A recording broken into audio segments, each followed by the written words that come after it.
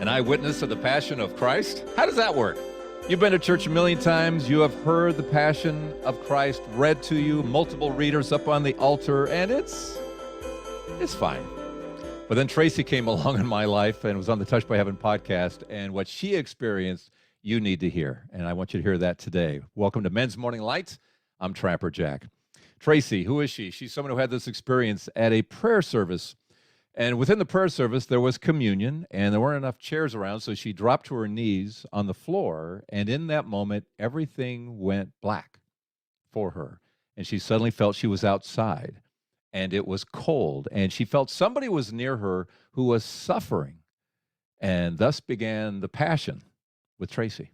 I was in the garden, and it was Jesus, and I can't tell you what his face looked like, but I knew it was him.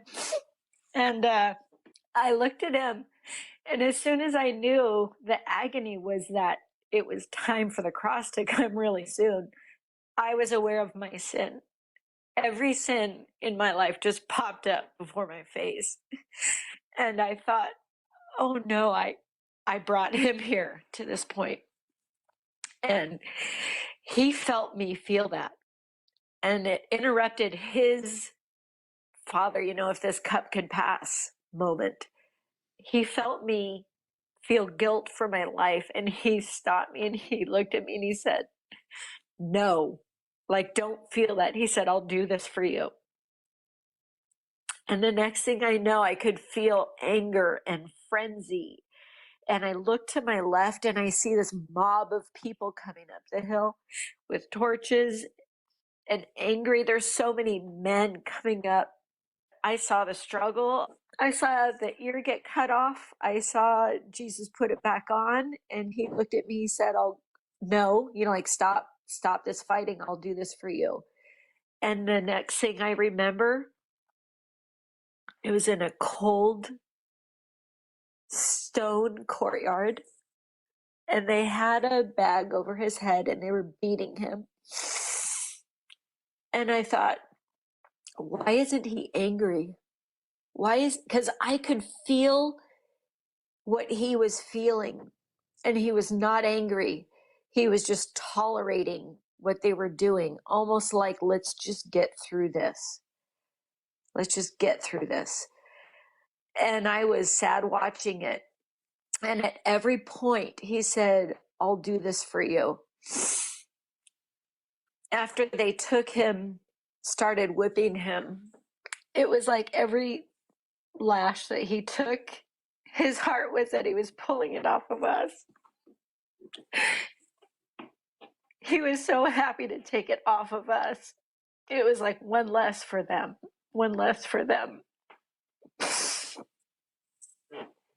And he looked at me and he said, I'll do this for you.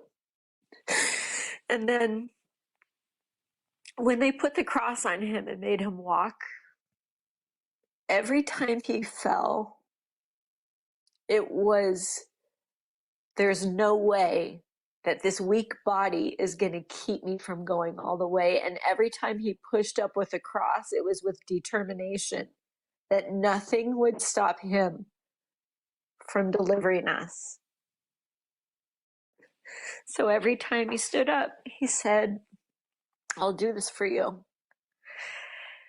And then when he got to the cross, it was like a relief. And he was just done, and he was there. And when they raised him up, he said, I'll do this for you.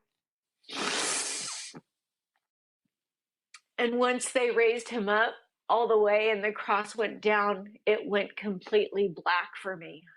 And I just sat there stunned, thinking, this is what communion is about. This is what communion is about. I never saw it that way before. And I just sat there stunned. Yet it kept getting brighter and brighter, and it was actually still the vision. And it was daytime, and he was standing in front of me, smiling. And he just had like this amazing smile. And he said, and I'll do this for you. And he ascended. And that was the end of it. And it was amazing. And that was it. And I just left that retreat a different person.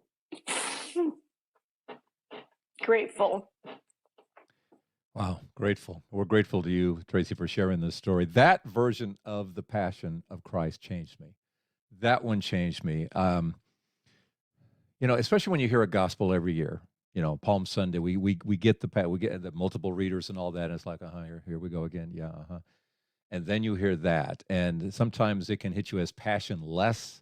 No offense to the readers, no offense to the gospel, but then you hear somebody truly affected by watching it happen, like Tracy did. Or when she was just talking about how at the resurrection, here's Jesus smiling, this amazing smile. I just, bam, I got Jim Caviezel in the Passion of Christ with that smile. And then and then she said he ascended. That brings it all home. It brings it all home that this actually happened. This wasn't just a story out of a book with characters. This is God coming to earth, becoming man, and allowing that to happen to him. Who does that? Only a God that loves us that much. Let's just get through this. Let's just get through this torture. And how many times have you been told? You've been told if you were the only person on earth, Jesus would have done that for you. And he kept saying that. He kept saying that, I'll do this for you. You could insert your own name into that. I'll do this for you. The lashes, one less for you, one less for you. And no anger, never any anger out of all of it. Absolutely remarkable. I took her back through some of those things for a little more commentary here from Tracy and this experience. So let's little reflection again from Tracy and the story of the Passion. That I would be able to feel what he felt like for us through every station. It was love. It was compassion for us. It was never angry at the way they were treating him. It was like, let's just get through this. Let's just get through this. But so unbelievable, the feeling when he was being whipped. I could feel the pain, but I could also feel him saying, that's one less for them. He loves us so much.